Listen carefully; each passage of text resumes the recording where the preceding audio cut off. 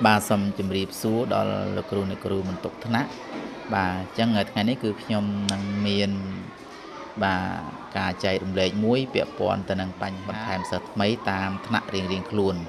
bà chẳng chỉ tụ tới cả vì muốn dư mình thèm sật mấy tại sao thná tì mùi tì chẳng chạp bị tì pi tì bảy tì buôn tì pram cứ dừng rung lang to nhìn chẳng dựa bạn thèm tì có bàn tay mua để dựa trong khói ní bà nhómสังเกต ឃើញ ថា ថ្នាក់ ខ្លះ គឺ មាន សិស្ស ថ្មី បាទ អត់ ទាន់ មាន នៅ ក្នុង ប្រព័ន្ធ អញ្ចឹង យើង ត្រូវ ថែម សិស្ស ថ្មី ដូច យើង ថែម ថ្នាក់ ទី 1 ដែរ ដូច គ្នា ទេ បាទ អញ្ចឹង ជា ដំបូង គឺ សូម លោកគ្រូ អ្នកគ្រូ ចូល មក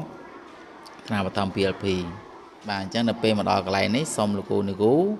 បាទ scroll មើល អស់ មក បាទ អញ្ចឹង វា មាន សិស្ស មាន គ្រូ មាន ថ្នាល គ្រប់គ្រង សាលារៀន ហើយ នឹង ផ្សេងៗ ក៏ប៉ុន្តែកន្លែងនេះគឺខ្ញុំចង់ឲ្យលោកគ្រូអ្នកគ្រូចូលមកកន្លែងនេះបាទចូលមកកន្លែងគ្រូហើយតមទៀតសូមលោកគ្រូអ្នកគ្រូចូលមកកន្លែងថ្នាលគ្រប់គ្រងសាលារៀនបាទអញ្ចឹងមកដល់កន្លែងនេះហើយគឺជាឈ្មោះសាលារបស់យើងណាបាទជាឈ្មោះសាលារបស់យើងអញ្ចឹងសូមលោកគ្រូអ្នកគ្រូចូលមកកន្លែងក្បាលមនុស្សនេះបាទរួចហើយលោកគ្រូអ្នកគ្រូបាទយកបើយើងរាប់ពីលើមកយើងចូលអាទី2គឺកន្លែងហ្នឹងគេថានាំចូលសិស្សច្រើនអញ្ចឹងចុចលើនឹងមកបាទអ្នកគ្រូ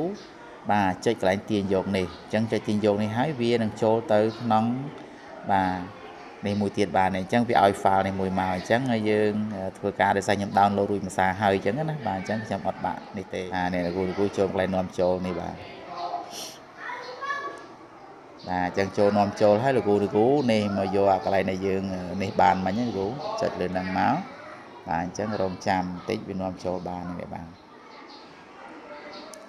បាទអញ្ចឹងមកដល់កន្លែងនេះគឺសុំលោកគ្រូ scroll មកខាងក្រោមបាទ scroll មកក្រោមមកមើលកន្លែងនេះបើសិនជា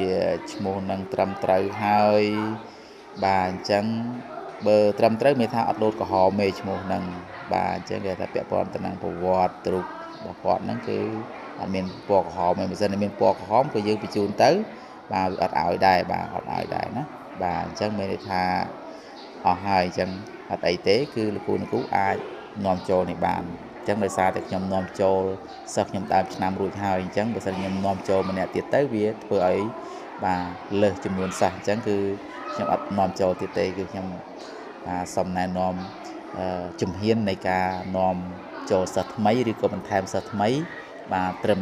ប៉ុណ្ណឹងចុះសង្ឃឹមថាលោកគ្រូអ្នកគ្រូបន្ទប់ថ្នាក់គាត់នឹងអាចធ្វើបានបាទហើយក៏អរគុណទៅដល់បងអូនលក្ខណៈឆៃដែលបានឲ្យលោកគ្រូនឹងធ្វើវីដេអូនេះ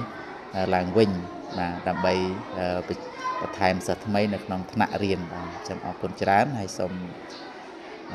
ជូនពរដល់លោកគ្រូអ្នកគ្រូទាំងអស់បាទសុខភាពល្អបាទសុខសប្បាយបាទអញ្ចឹងសូមអរគុណសូមជម្រាបលា